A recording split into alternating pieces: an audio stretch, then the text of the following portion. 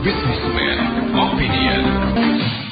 Ya, mitra bisnis, saatnya Businessman Opinion kami hadirkan dan kita undang lagi Anda ya untuk bergabung ke line telepon Pas FM, di WhatsApp call juga bisa atau bisa ke kolom komentar TikTok ya. Mitra bisnis, dalam 2 tahun terakhir ini setidaknya telah terjadi kecelakaan kereta yang memakan korban hingga puluhan jiwa. Dan ini belum termasuk kecelakaan temperan dengan kendaraan ataupun orang.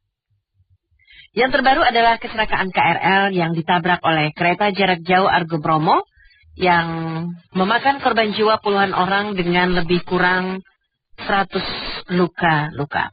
Nah, apa komentar dan saran Anda nih agar hal-hal seperti ini tidak terjadi lagi, mitra bisnis? Saya Siska. Ibu Siska. Selamat siang Bu Siska, silakan. Kalau menurut saya, ini kan awal mulanya menurut berita mobil listrik, taksi listrik. Iya. Nah, jadi yang serba listrik itu belum tentu bagus. Jadi jangan serba listrik, dan serba listrik.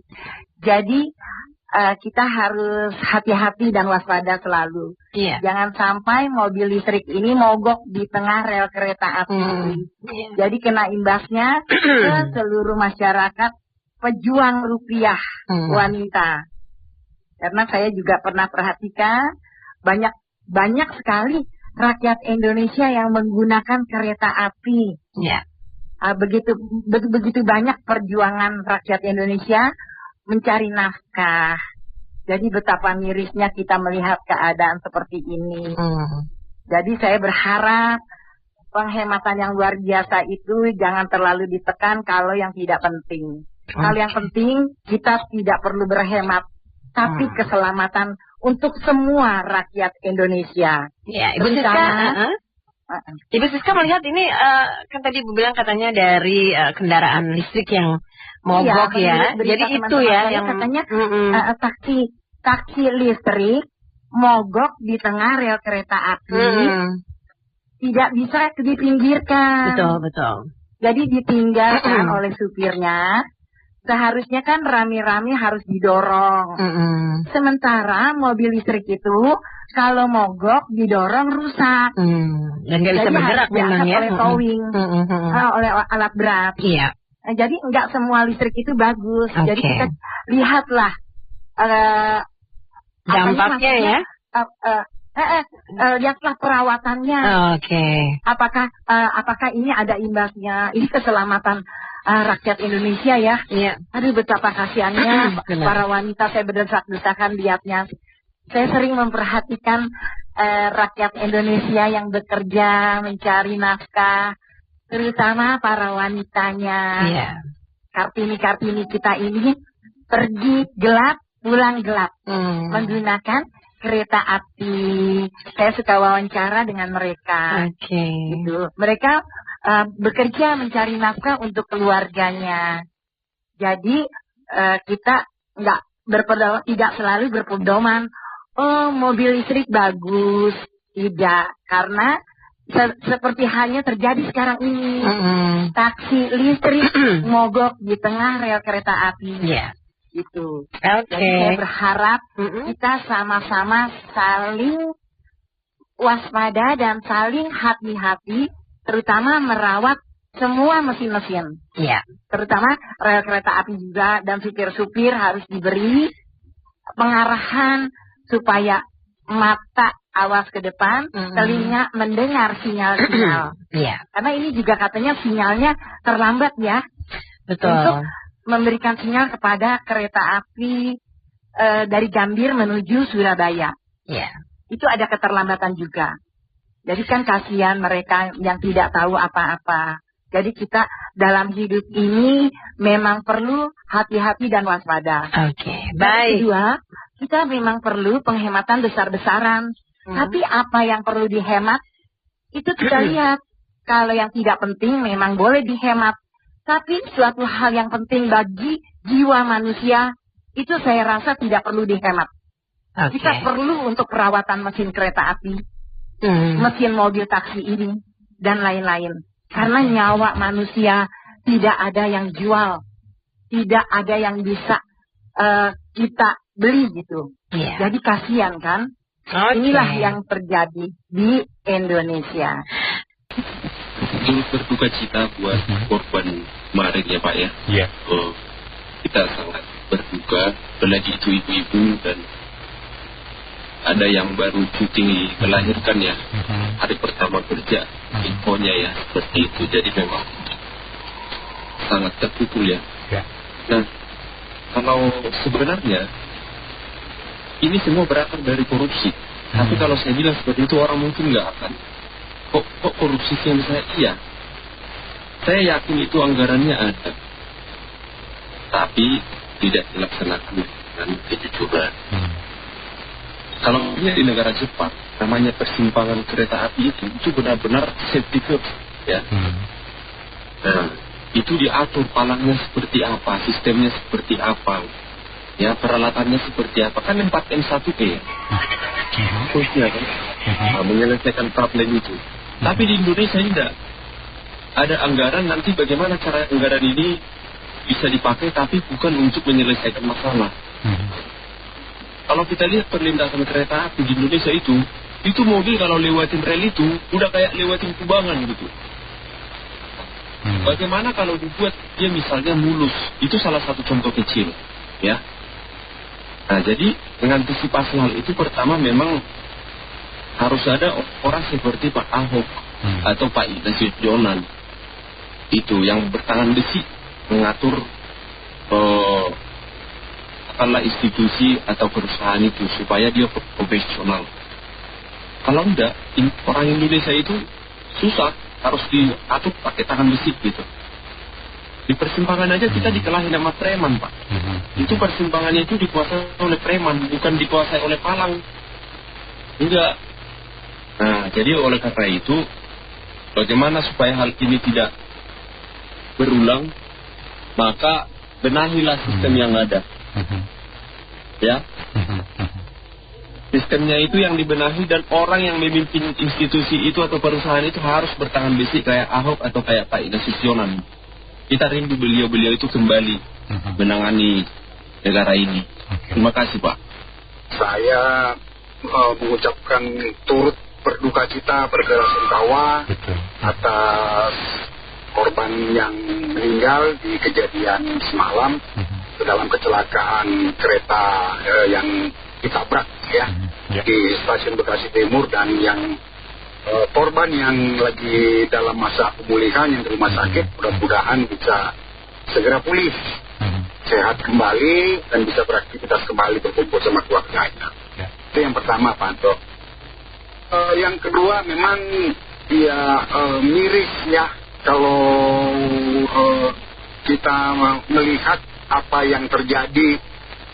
Memang walaupun KNKT belum secara jelas ya menyatakan apa sih yang menjadi penyebab utama. Namun kalau dari gambaran-gambaran sekilas kan itu kejadian asal muasalnya itu kan karena ada mobil taksi yang tertemper oleh kereta KRL, sehingga akhirnya ada efek domino ke belakang. Nah, jadi memang ini kejadian-kejadian ini bukan yang baru pertama terjadi kecelakaan kereta api menabrak kendaraan. Kalau Pak Hanto masih ingat kan belum lama yang kejadian yang di Terminal Polri, kereta bandara, ya kan? Kereta bandara yang nabrak itu buntutnya trailer. Terus apa itu ada kejadian yang di daerah mana, di daerah Jawa Tengah mana itu yang mobil juga ditabrak.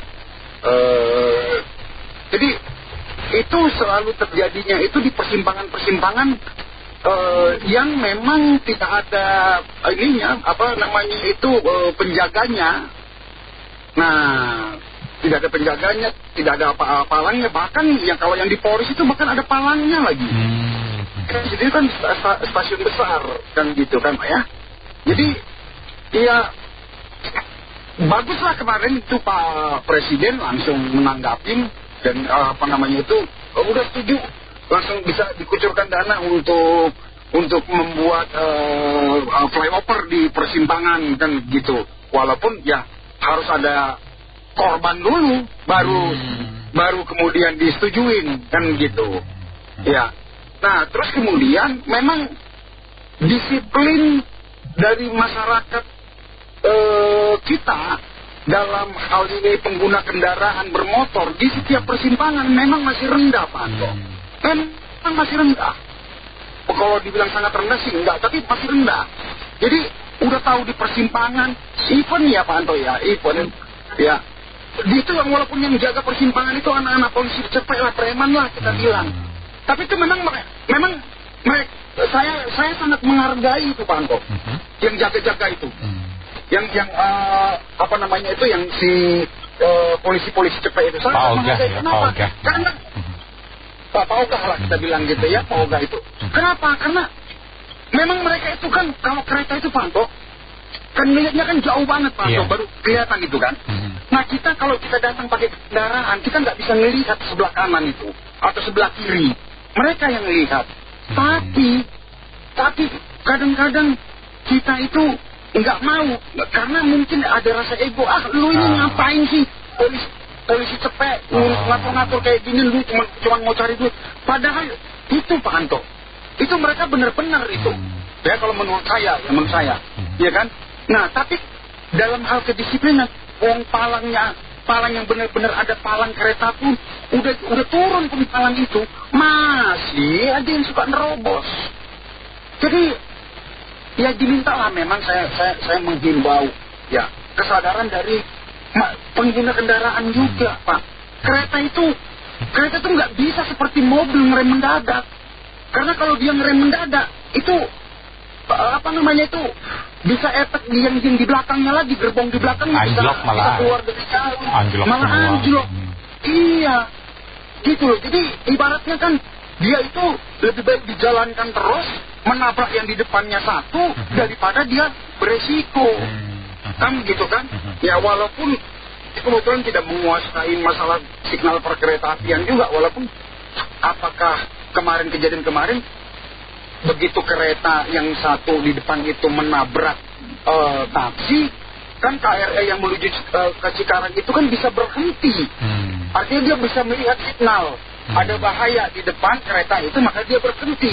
Kenapa yang kereta yang ke Argo Anggrek itu tidak melihat signal itu dan ngantem terus, jalan terus, kan itu kita juga nggak ngerti Pak Anto ya. Kecepatan tinggi lagi ya, emang kecepatan tinggi dan emang Pak Anto, jadi kereta itu Pak Anto, ya kan, kereta itu kalau dianya tidak berhenti di stasiun, dia akan jalan terus dengan kecepatan tanpa mengurangi. Jadi dia nggak seperti mobil Pak Anto, oh ada persimpangan, turunkan dulu kecepatannya, nggak begitu. Makanya kan ada signal-signalnya kan kereta itu Pak Anto. Cuman apakah dianya si mas ini tidak melihat atau bagaimana ya, yang memang itulah yang nanti biar KNKT. Saya juga nggak mau mengomentari sesuatu yang bukan bidang saya gitu ya Pak Anto. Cuman memang kalau saya lihat Pak Anto di hal perkeretaapian kita ini, saya kebetulan tidak pengguna kereta api, tapi artinya yang tiap hari naik kereta ya Pak Anto. Tapi memang dari yang kita dengar-dengar, yang kita baca di sosial media, memang sekarang perkeretaapian kita sudah bagus semenjak dipegang oleh Pak Jonan. Kan gitu kan, sudah bagus menurutnya itu ya. Katanya sekarang keretanya udah bersih, AC-nya udah dingin, kan gitu ya. Nah hanya memang kejadian-kejadian tabrakan-tabrakan yang terjadi menurut saya itu, yang saya perhatikan itu Pak Anto, lebih kepada kekurang disiplinan pengendara, kendaraan pengendara, baik sepeda motor maupun mobil di dalam hal perlintasan kereta, baik yang punya petugas untuk palangnya, mau apalagi yang tidak ada.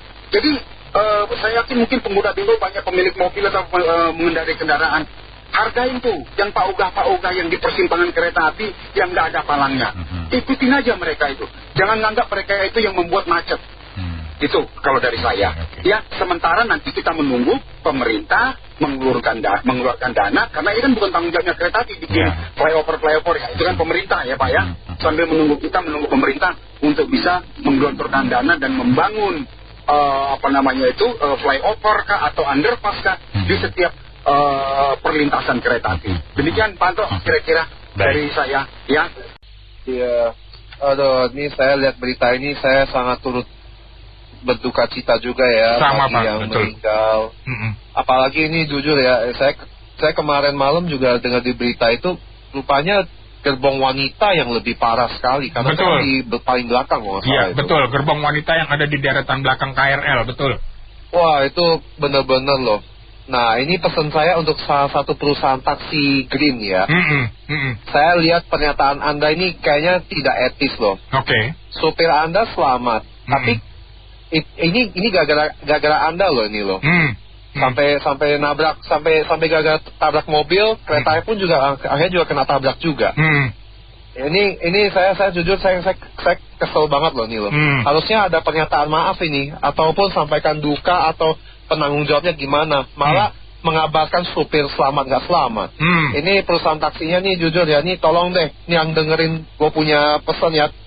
Tolong deh, ke Anda lihat situasi sono deh gimana deh. Ada bukti semua. Nah, nah, baik lagi. Ini masalah solusi keselamatan kereta api ya. Jujur ya, memang agak kacau sih. Dulu era Ignatius Jonan waktu menjabat jadi kepala KAI malah lebih teratur loh. Sekarang ini kayaknya agak amburadul jujur. Ambil contoh aja stasiun Manggarai. Waduh, itu kalau saya dengar kata temen saya di sono ya, itu amburadul luar biasa itu.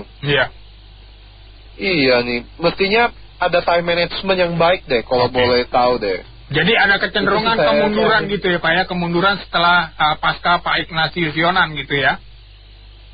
Iya, serius. Dulu Pak Ignatius Jonan punya era lebih teratur loh. Dulu aja sebelum dia jabat aja, tahu dong, gerbongnya sampai ada orang duduk di atas atap gerbong, itu kan amburadul sekali.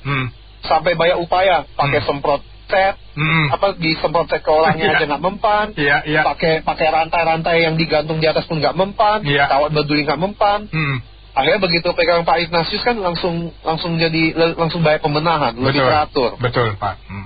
Bahkan Pak Ignatius sendiri sampai duduk di dalam tidur di dalam gerbong loh untuk memantau perkembangan mereka loh. Itu saya salut sama dia itu. Cuman ya sekarang ya inilah sayangnya kemundurannya banyak sekali. Oke. Kalau ngomong amburadul ya Mas Anto, negara kita kan memang amburadul. Pertanyaannya kenapa negara lain bisa? Contoh Jepang bisa tertib, Singapura bisa tertib, Eropa bisa tertib, ya kan? Gak usah ngomong jauh. Singapura, Malaysia pun bisa tertib. Kalau diadu tertibnya mungkin mereka lebih tertib dari kita ya. Kenapa? Nyontoh yang atas. Yang atasnya nggak punya political will, nggak punya kemaluan. Jadi kalau di luar pejabatnya itu melakukan kesalahan kecil saja, mundur. Kan kata Benny, di sini yang bisa bikin mundur pejabat cuma satu. Tahu nggak Mas Santo?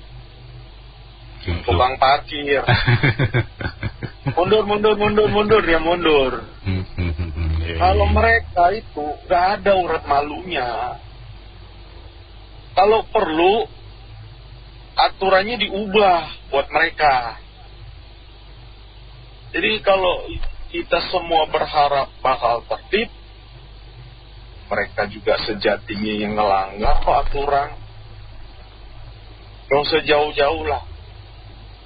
Patwal, ngawal mobil plat RI lah, jabat lah, jet lah, lampu merah dihajar, U-turn disikat yang dilarang. Banyak saya lihat di Tamrin, karena saya sering lewat. Boleh? Apakah mereka boleh? Kan pertanyaan itu. Jadi kalau mau ngomong budaya tertib, budaya malu, itu mulai contohin dulu dari yang atas kalau yang malu. Jadi rakyatnya otomatis akan ngikut, Mas Santo. Kalau di atasnya nggak tertib, ya sama aja sampai ke bawah. Kayak tadi bilang CCTV, lu tahu kan kasus Sambo, CCTV aja bisa mereka bajak kok. Karena mereka sejatinya yang harusnya ngejaga aturan malah ngelanggar aturan. Jadi udah negara ini kan kalau Mas Santo lihat semakin amburadul kan, semakin acak-acakan, ya nggak? Ya emang desainnya mereka demennya ya begini, demennya ya berantakan, nggak teratur, terus jadi pejabat itu udah privilege luar biasa gitu loh, udah gua nih yang paling berkuasa, gua yang paling hebat, gua pokoknya kan di jalanan ini paling gampang kita lihat kok, yang nggak usah ngomong, mau yang hijau mau yang coklat, kalau naik motor nggak pakai helm kan gitu, masuk jalur trans, belum lagi yang jaket, semua juga masuk jalur trans tuh aku sering ngomong. Jadi ya kalau berantakan sampai begini ya memang udah maunya bodoh terus kita, gak akan disiplin. Nah kembali ke kasus ini, trigger awalnya taksi, lalu apa? Semua gak becus kerja, gak ada palang pintu, terus yang ngurusin di situ juga gak ngabarin, kan gitu Mas Santo. Akhirnya kan rentetan di belakangnya yang jadi korban kan rakyat. Kasihan yang pencari rupiah. Sementara mereka pengeruk rupiah, pengeruk uang rakyat, boro-boro ngadepin kecelakaan kereta, ya enggak? Mereka lah yang bikin rakyat celaka kan? Itu udahlah, buat saya sih. Kalau mau ngomong, kita mah kurang pemimpin yang model Ahok gitu loh, model Shirley Chua gitu loh. Yang bagus-bagus kayak Shirley Chua aja udah dibombardir sama salah satu orang itu, saya lihat tuh ibu. Aduh, lu ngomong apaan sih sebenarnya? Ngomong aja tak icap, ngebaca teks gitu loh. Lah orang-orang bagus itu kayak Ignatius Jonan gitu ya, mereka mau memilih itu orang-orang yang nggak becus kerja. Kayak contoh kerjaan satu orang itu di BUMN kan banyak, dikeroyok 10 orang, jadi 10 orang mengerjakan satu pekerjaan. Kalau bisa kan begitu. Jadi 10 orang satu kerja, 9-nya main golf, kan gitu. Udah bahasi lah barang begini. Jadi di atasnya juga ngasih contohnya nggak bener, kerjanya nggak becus, ya sampai ke bawah kerjanya nggak becus gitu. Aduh, tadi saya lihat Pak Prabowo bilang, katanya ntar mau dibikin tuh yang jembatan layang ya. Jadi ntar jadi ya nggak ada peristiwa itu lagi lah. Ya kan yang di Roxy juga dulu kan nggak ada dibikin kan, tapi udah lama sih. Iya. Di beberapa tempat. Dan katanya masih ada 1.800 titik seperti itu. Iya, perlintasan kereta yang itu ya. Oke. Jadi ya itu tadi palangnya harus dibikin lebih panjang gitu kan. Mungkin yang harus ada orang juga. Tapi sih gini, kita nggak bisa ngandalin sosok ya. Kan kayak Ahok atau Pak Ignatius gitu. Kita harus bikin sistemnya gitu. Jadi sistem ini bisa otomatis, kita nggak bisa mengandalkan manusia, karena manusia itu kan bisa salah gitu kan. Dia bisa ngantuk, misalnya kalau lagi kereta malam dia bisa ngantuk atau apalah. Jadi dibikin sistem itu ada deteksi gitu supaya, tapi nggak tahu bisa bikin wush tapi kereta yang ada itu. Jadi kita bangga gitu, kita punya wush, hebat ya. Padahal cuma pendek, tapi yang kereta yang benar-benar dipakai lebih banyak orang itu ya ternyata belum beres gitu kan Bang Del. Nah jadi maksud saya ya katanya udah puluhan tahun gitu.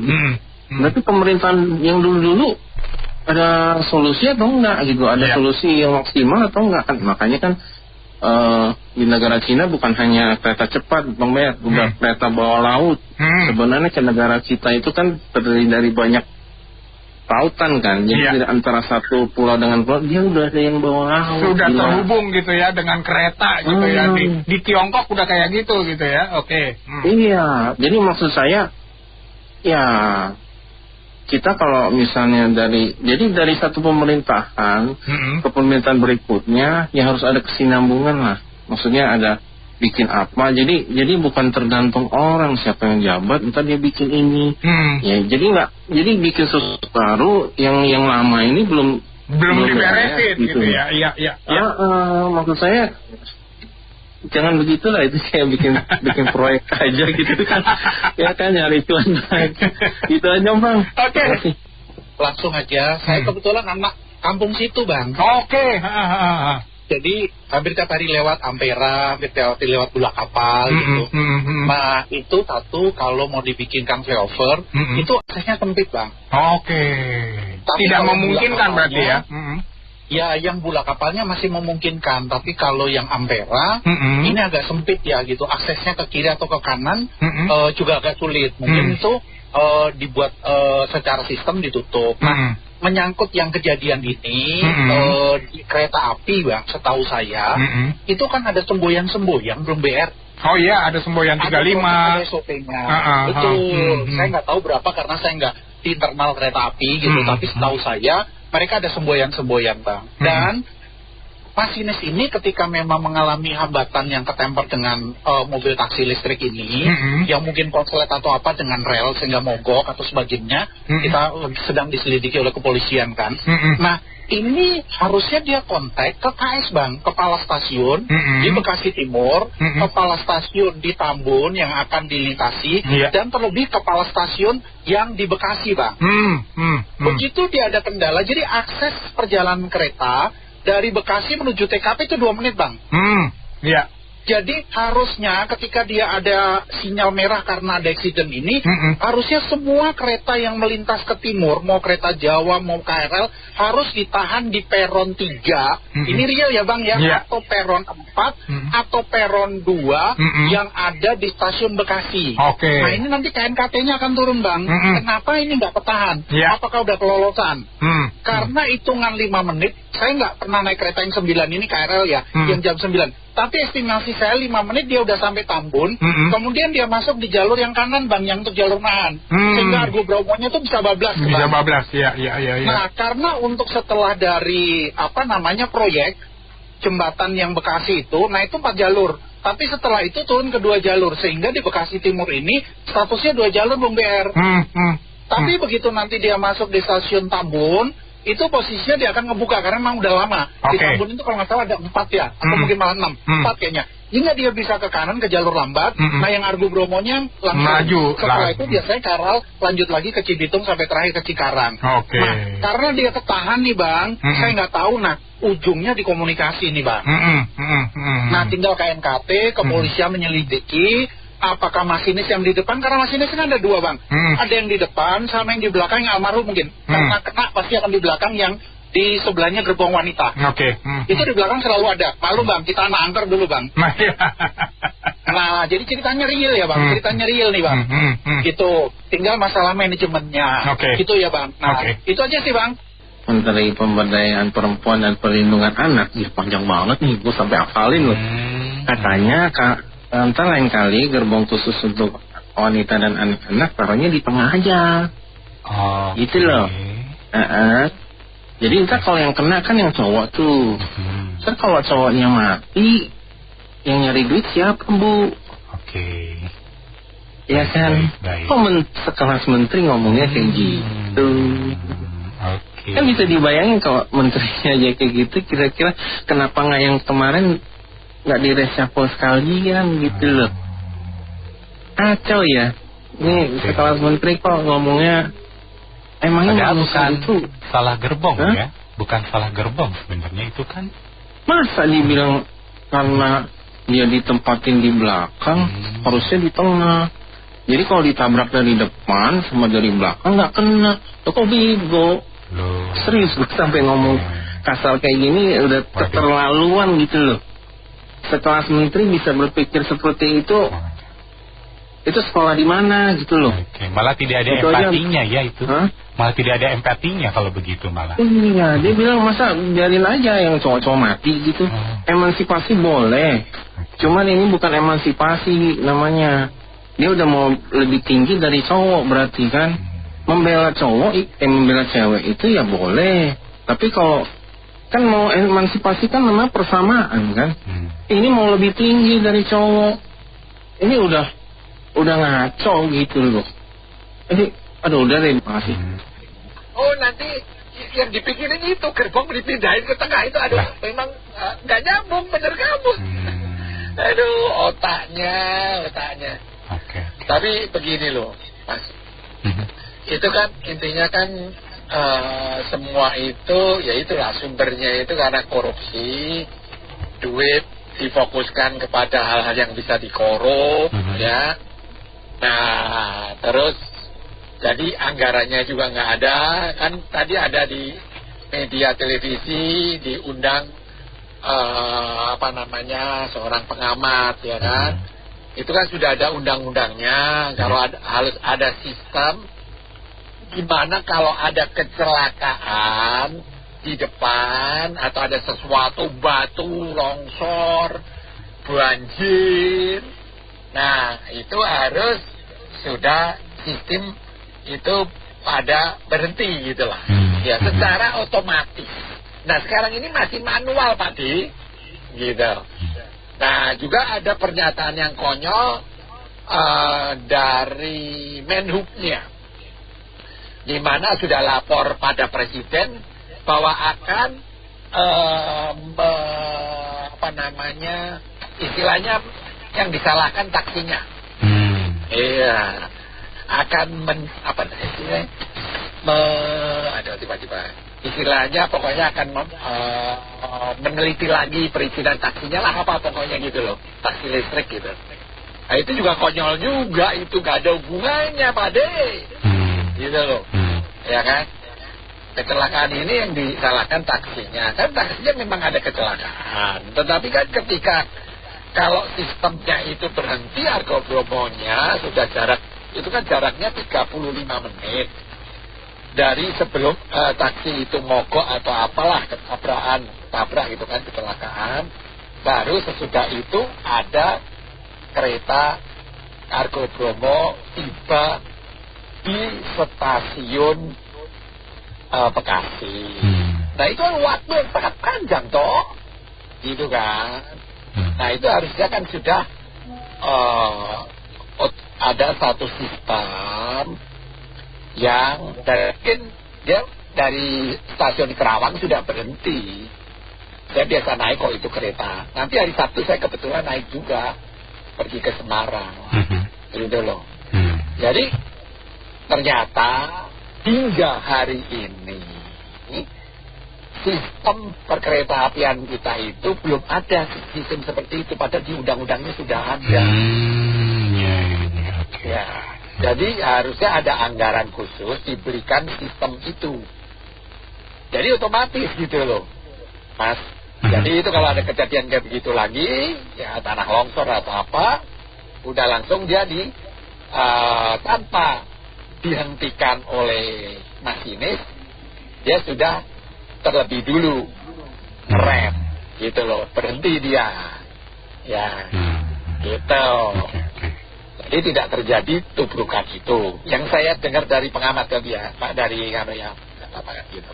Nah sekarang masih sistemnya itu manual lah, saya nggak tahu apakah mungkin masinisnya kecapean, ngantuk atau apa, atau mungkin sekarang itu hanya seperti ada tanda signal kayak lampu merah kayak kita di lampu merah di jalan. Oh ya ini ada lampu merah. Nah, berarti masinisnya harus ngerem gitu. Nah ini kan masih dalam penyelidikan ya. Itu hanya dugaan-dugaan lah. Nanti kita disalahin juga, saya nggak tahu apa-apa gitu kan. Tapi begini, kemarin tahun lalu atau bulan apa ya, masih tahun ini saya sengaja pergi ke Malaysia. Nah, dan sengaja mencoba naik keretanya Malaysia. Nah, trennya itu sama sisa-sisa buatan dari Inggris. Ya, dari negara jajahan dulu. Malaysia kan jajahan Inggris. Indonesia juga ada, tapi banyak kan di Indonesia Timur ya. Nah, bahkan stasiunnya itu saya foto-foto kuno-kuno zaman penjajah aja di bawah 1945 gitu ya. Tapi itu nyamannya minta ampun, Pak Adi. Saya kan biasa naik yang ke Semarang ke Bromo ini, walaupun yang eksekutif kayak apa, kalau pas berhenti sama pas gerak itu kecepatan cuma bisa 100 kilo, itu goyangnya minta ampun. Nah, itu gerbongnya buatan PT KAI, anak negeri ya. Tapi saya nggak tahu lah ya, intinya di sana sangat nyaman dan kecepatannya itu 100 loh. 100 aja udah goyangnya minta ampun. Makanya saya kurang begitu suka kalau nggak begitu santai, saya nggak mau naik kereta. Yang kemarin saya naik di Malaysia itu mirip-mirip bus. Cuman kecepatannya nggak kecepatan bus. Dan kecepatannya bisa sampai, saya fotoin itu sampai saya videoin, itu sampai 140-160. Ya, jadi itu satu perbedaan-bedaannya. Jadi gerbongnya itu saya nggak tahu. Nah, sekarang ada gerbong KRL yang barusan beli dari China, lebih hening dan lebih tidak goyang. Ya, betul ya. Mirip LRT ya, sepertinya. Ukurannya ya. Itu buatan Cina yang baru, yang ke arah Sudirman kan. Betul. Ya, itulah makanya beberapa hal ya kita sudah harus anggaran itu disiapkan. Tapi sekarang anggarannya semua sudah habis untuk NPG, untuk apa itu. Padahal kereta itu sangat-sangat dibutuhkan di semua negara untuk penghematan, apalagi dengan BBM hari-hari ini yang terus akan naik dan peperangan. Oke, begitu aja. Saya pertama doakan yang sudah pergi akibat kejadian ini ya, semoga perlindungan Allah menjaga awal mereka. Yang lagi sedang berjuang disembuhkan supaya cepat recovery dan sembuh. Amin. Dan orang-orang yang terkait sekedar segeralah insaf dan tahu diri bagaimana sebagai pelaku pemerhati tentang perkaitan kita. Saya tidak bahas mengenai kata-kata harus gerbongnya di tengah, harus di pinggir, harus di ujung, di mana. Kalau sudah musibah nggak ngelihat posisi gerbong lagi ya nggak, taruh di tengah, nanti hantam kanan, yang posisi tengah gerbongnya ngangkat ke atas, salah lah. Dibilang kenapa taruh di tengah. Nah, saya nggak bahas begini. Pertama, kita harus lihat seluruh stasiun yang ada. Saya kan banyak, selama saya di itu saya kan banyak keliling ke beberapa stasiun. Coba perhatikan seluruh stasiun kereta. Coba perhatikan di luar jalan raya yang ada depan kereta. Masih banyak nggak angkutan umum yang ngetem? Itu juga PR. Kedua, stasiun yang kebetulan berada di persimpangan jalan dan arah yang melintang jalur kereta. Saya kasih contoh, yang di Bekasi, stasiun Bekasi, dulu ada patung lele ya. Nah itu kalau belok kiri kan langsung pelintasan toh. Bayangin aja kalau sedang macetnya itu hal yang kedua. Ketiga, perilaku pengendara khususnya sepeda motor. Saya tanda garis besar pengendara sepeda motor. Begitu palangnya ditutup, itu langsung bergerombol di depan, ya, di depan lintasan itu dan menutupi jalur arah yang kendaraan berlawanan.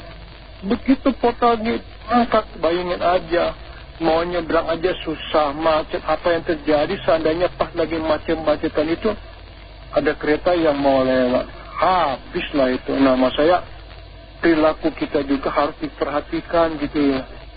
Ya, bahkan sudah portal palang Punda portal pun sudah ini masih ada itu, diangkat sedikit biar motornya lewat jalan. Dan juga pejalan kaki sudah portal tutup bunyi tindih, tetap jalan sambil main HP. Ada yang kena tabrak nama saya begini lah. Kejadian ini mudah-mudahan tidak terulang. Kalau memang nama musibah kita nggak bisa ngapa-ngapain, tapi mencegah lebih baik. Yaitu tadi, area stasiun, depan stasiun tidak boleh ada lagi kendaraan umum yang ngetem, karena itu menyebabkan kemacetan. Kemudian itu tadi saya bilang perilaku gitu loh. Saya masih ingat di Kemayoran ada perlintasan kereta yang kalau saya lihat itu bukan pertigaan tapi perenaman. Jadi 6 jalur itu mobil harus belok kiri dulu. Ini langsungnya bayangin aja kalau sudah terjadi stuck. Belum lagi yang ya tanda kutip ya mogok karena salah satu dan hal mogok entah alilajah atau gimana mogok. Wah, itu nggak kebayang itu. Jadi ya berbenahlah. Semoga seperti ini tidak sering terjadi. Walaupun kita sering lihat kan rel kereta pun bautnya dan penyangga juga mau ditolong. Itu nggak kebayang kalau sambil jalan kereta itu terbang bebas, bukan terbang bebas ke pemukiman. Jadi emang solusi permasalahan ini emang cuma satu, kita nyari solusi ya.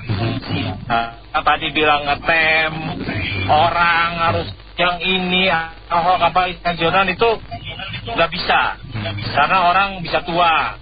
Nah, yang penting benar gitu ya. Jadi menurut saya sistem paling benar adalah ya udah dibuat flyover pelintasan atau underpass lah gitulah, terserah mau yang mana gitu. Itu yang satu-satunya solusi gitu yang tidak perlu sistem ribet dan juga tidak perlu orang tertentu. Nah, dan juga yang enaknya itu membuat kita pengguna jalan baik pun kereta maupun kendaraan roda 4 itu lancar melintas. Karena saya udah merasakannya ya. Kayak di BSD itu kan ada stasiun Cisauk itu. Wow, itu sebelum ada flyover itu crowded Pak. Nah, kita lihat di stasiun Jambe itu ya. Nah, itu juga kan Jambe sekarang udah enak tuh. Sekarang udah ada flyover. Dulu mah nggak ada. Aduh, crowded pada situ macet. Kita buang-buang waktu gitu. Malah kita kalau pengen satu tempat mendingan malam aja dah gitu kan, ngomong sama saudara temen gitu aja. Nah, jadi menurut saya solusinya emang harus underpass atau flyover. Nah, emang anggarannya besar. Cuman dari mana kita mendapat anggaran? Itulah harus tugasnya presiden. Kalau saya yang jadi presiden, saya akan buat itu Pak. DPR itu satu provinsi satu orang aja di pusat. Kenapa saya bilang begitu? Nah, karena kita sudah ada DPRD tingkat 1 dan tingkat 2, ya nggak Pak? Itu kan sudah sampai ke pelosok kabupaten sampai kecamatan. Nah, buat apa lagi di pusat sampai harus 7 blok banyak orang? Iya nggak? Dari DPRD tingkat 2 bisa melapor ke DPRD tingkat 1 permasalahannya. Nah, DPRD tingkat 1 bisa melapor ke pusat. Nah, itulah fungsinya bawahan-bawahan. Nah, sekarang kan DPRD itu kan sampai juga sama di tingkat 2 satu orang aja, nggak perlu banyak-banyak orang mewakili daerahnya gitu. Dengan begitu anggaran yang segitu banyak untuk menggaji orang yang tidak perlu dan tidak penting saat ini itu tidak digunakan sia-sia Pak. Bisa digunakan untuk membangun infrastruktur persilangan antara kereta api, karena lebih penting nyawa rakyat daripada anggota DPR. Menurut pendapat saya, lebih penting nyawa rakyat yang kena kecelakaan kereta itu daripada anggota DPR. Menurut saya Pak. Jadi jangan marah ya. Kan menurut pendapat saya. Nah, jadi lebih penting itu. Dari mana anggarannya? Dari gaji mereka. Jadi menurut saya ya, saat ini anggota DPR yang 500 orang itu diberhentikan aja semuanya. Satu orang aja di provinsi. Jadi 36 provinsi, 36 orang aja yang di anggota DPR. Oh, kita punya anggota DPRD tingkat 1 dan tingkat 2 ya enggak? Itu udah bisa menyalurkan aspirasi hingga ke kabupaten, kecamatan saya rasa. Gitu. Jadi kabupaten itu ada berapa kecamatan itu udah bisa mewakili aspirasi daerah mana yang kurang, ini itu kurang. Bahkan sekarang zamannya sosmed kita udah bisa mantau di mana yang ada kena bencana. Malah saya udah lebih tahu waktu kemarin bencana tsunami yang di Sumatera Utara, Pak. Tahu kan, Pak? Ya. Malah saya udah lebih tahu duluan, Pak, daripada berita nasional, bayangin. Karena dari mana? Dari TikTok udah berseliweran, Pak. Bencana-bencana itu. Jadi setelah itu besoknya baru heboh di TV-TV nasional, di portal-portal berita nasional kayak di Kompas gitu dan lain-lain gitulah. Baru heboh. Gitu. Jadi menurut saya sekarang itu zaman teknologi harus kita manfaatin lah.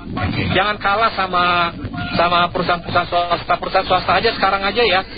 Yang mana tidak efisien itu mereka cut. Mereka lebih rela uang perusahaan itu diinvestasikan untuk sesuatu yang bermanfaat, mungkin pengadaan mesin, teknologi. Ya, mereka aja udah mengurangi manpower. Kita negara Kesatuan Republik Indonesia malah nambah anggota DPR, ada provinsi nambah anggota DPR provinsi, ada provinsi nambah, anggota DPR tambah. Itu kan sesuatu yang menurut saya pembuangan dana yang mubazir. Jadi menurut saya itu solusi udah ada, bangun underpass atau flyover, dananya udah ada solusinya. Itu dari anggota DPR dipecat-pecatin aja semua. 36 provinsi cukup 36 orang di daerah, di pusat 36 orang di DPRD provinsi tingkat 2, 36 di DPRD provinsi tingkat 1. Nah, dengan begitu kita akan hemat banyak, kita bisa menyelamatkan masyarakat Indonesia. Terima kasih. Ya, ini utamanya ya menurut saya kalau yang kemarin punya kecelakaan itu utamanya adalah korupsi. Korupsi. Ya. Iya, saya korupsi, semuanya dikorupsi sehingga sistemnya yang harusnya udah canggih di luar negeri mana ada yang hal seperti ini. Itu karena sistemnya dia berarti sensor atau navigasinya semua itu dikorupsi, masih pakai cara kuno. Ya, harusnya kita juga bisa sampai ke yang canggih itu tadi ya. Di luar negeri saya di luar tuh banyak. Iya, gitu. iya. Gini aja deh, di mobil aja udah bisa nyetir sendiri kok, otonom. Apalagi kereta yang udah punya jalur sendiri aja itu tempat paling aman, tapi kok malah jadi justru celaka. Gila itu memang gila. Itu satu. Kedua, kalau tadi ngomong yang kena temper itu, nah itu sih ya lebih ke arah IQ 78 ya Bu ya. Banyak ya, begitu palang bunyi bukannya berhenti, wah sambung maju dulu, dikit lagi. Kayak dikasih jalan gitu ya. Ya kan malah justru ya, itu memang IQ 78 ya, susah ya. Mayoritasnya di Indonesia seperti itu ya. Saya sering sekali lihat kayak orang-orang justru malah aneh ya, kayak lampu merah, begitu mau nyala lampu kuning, bukannya berhenti, malah gas.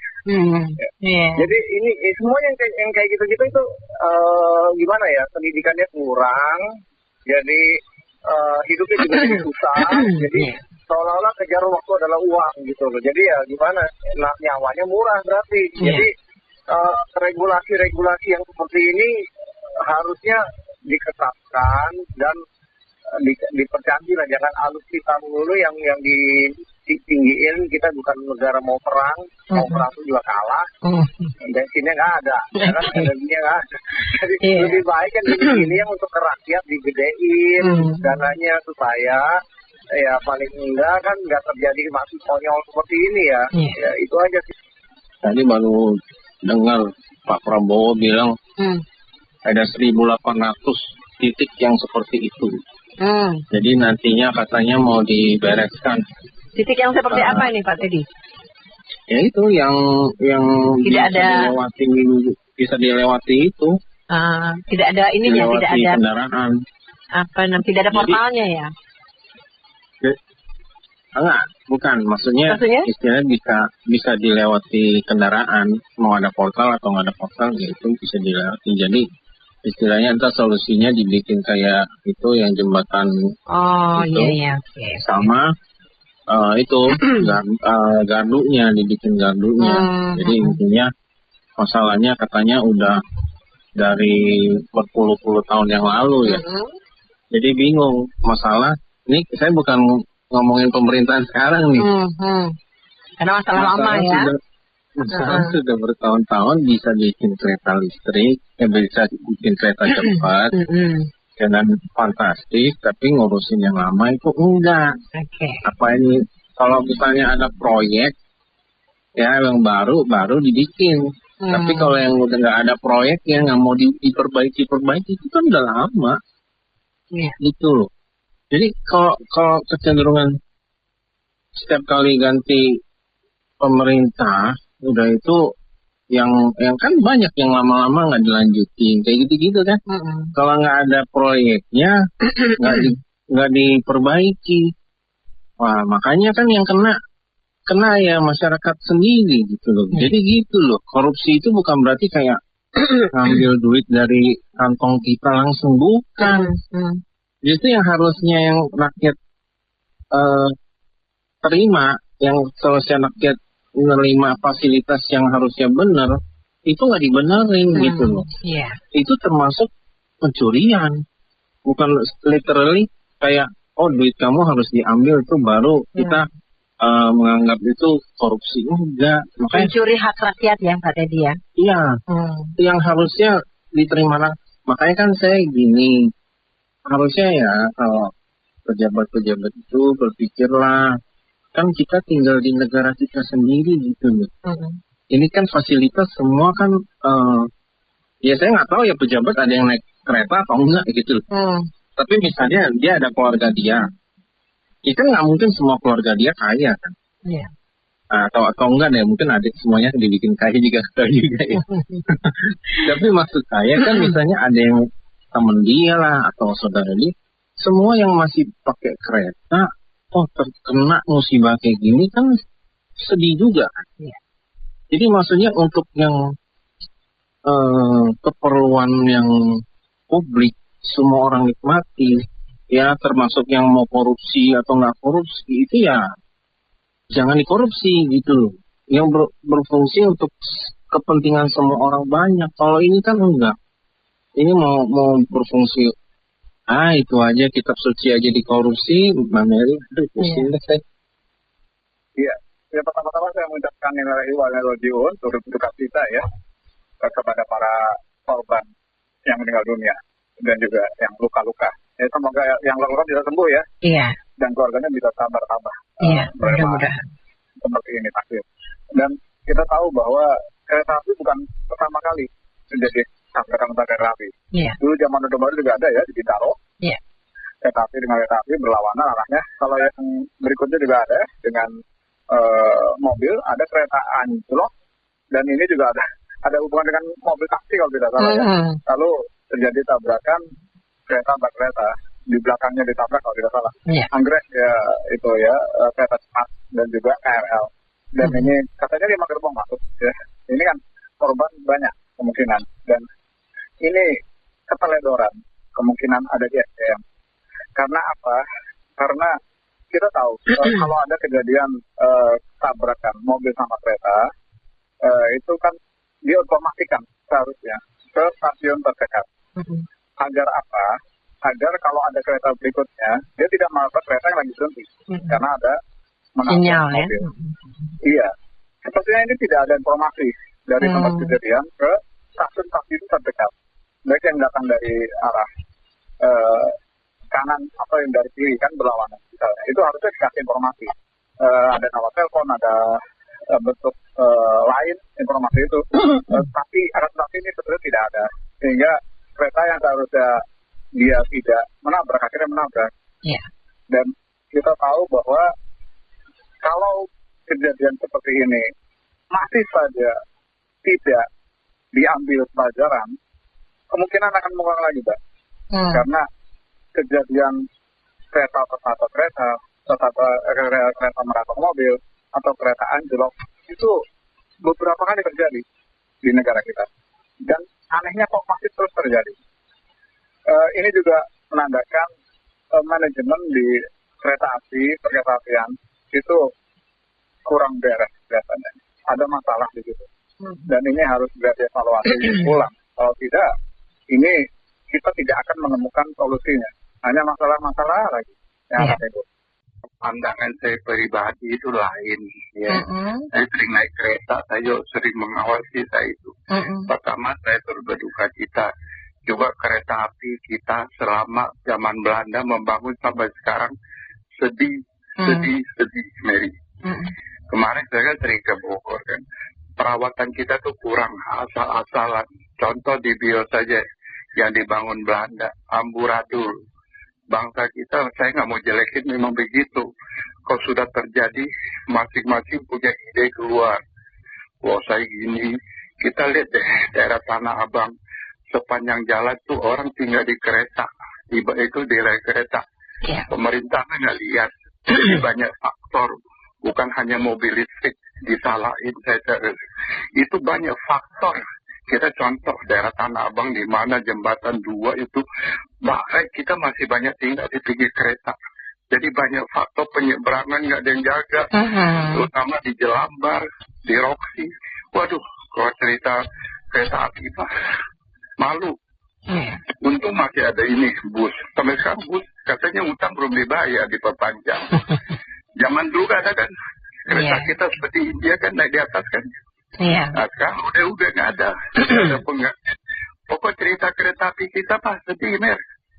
Nggak tahu deh faktornya, terutama di pusat. Di Bogor itu semua stasiunnya semua amburadul.